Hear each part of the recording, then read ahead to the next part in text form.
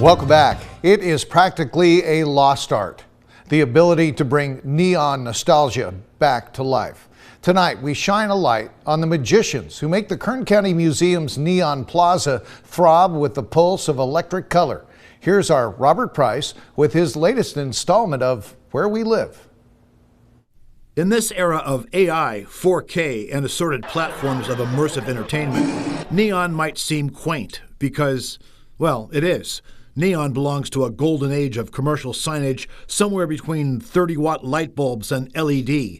It can have an aura of 1940s sophistication, think film noir, except with color, or the playfulness of balloon animal whimsy. For an actor, that's a remarkable range, but for gas-filled glass tubing, it's just the job description.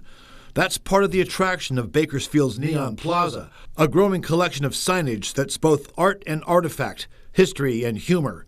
Kern County Museum Director Mike McCoy has been adding to the once modest collection of neon signage started by his predecessor since taking over as executive director in 2017, and he's up to 40 neon signs. That means in the Neon Museum game, Bakersfield is suddenly a player. Well, I'd say on the West Coast, there's Glendale, and then there's, the big sign museum in Vegas.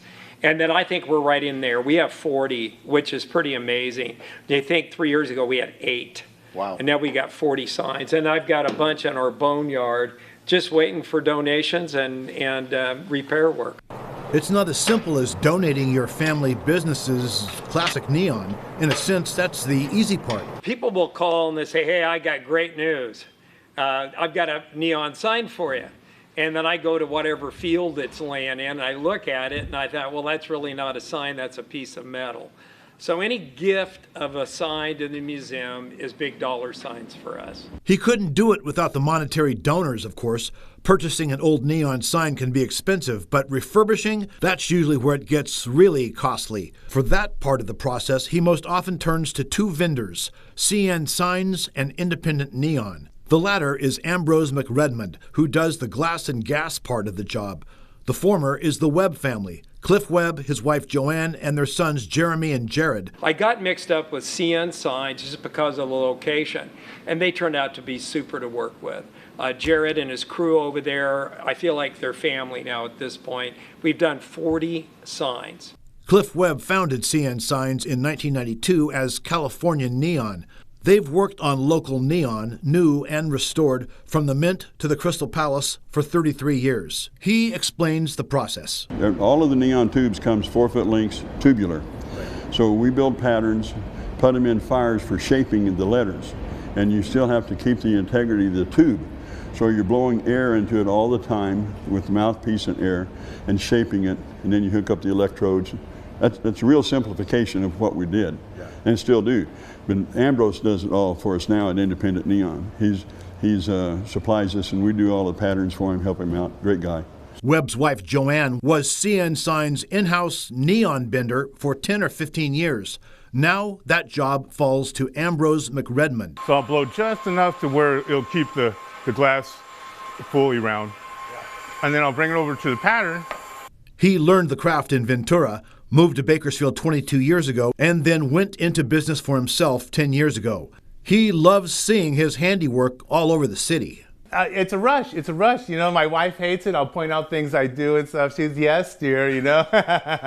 But I love it. I love it. I love to see things that I've made, and, you know, it's great, you know. Yeah. And it's great because, you know, like I said, with the museum, you know, I just love to build things for the city and you know, just leave my mark. McRedmond works a day job and bends neon in his garage on weekends and evenings, making him a practitioner of what sometimes seems like a dying trade.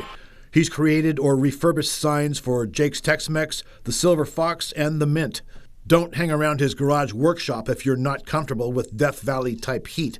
Those natural gas flames burn hot. Well, Ambrose is an artist, and Ambrose takes his work very seriously. He's got another job, a day job, I'd call it, but he's probably 2 years out on his neon bending. He's the last guy in town doing that, and he's very meticulous, he's very creative. Now, after a decade, the Kern County Museum's Mission Bank Neon Plaza is starting to make a name for itself.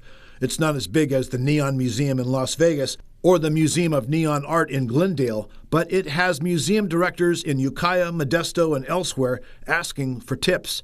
The best McCoy can recommend: treasure your generous donors and find people like the Webb family and Ambrose McRedmond who can bring these old treasures to life. In Bakersfield, Robert Price, 17 News.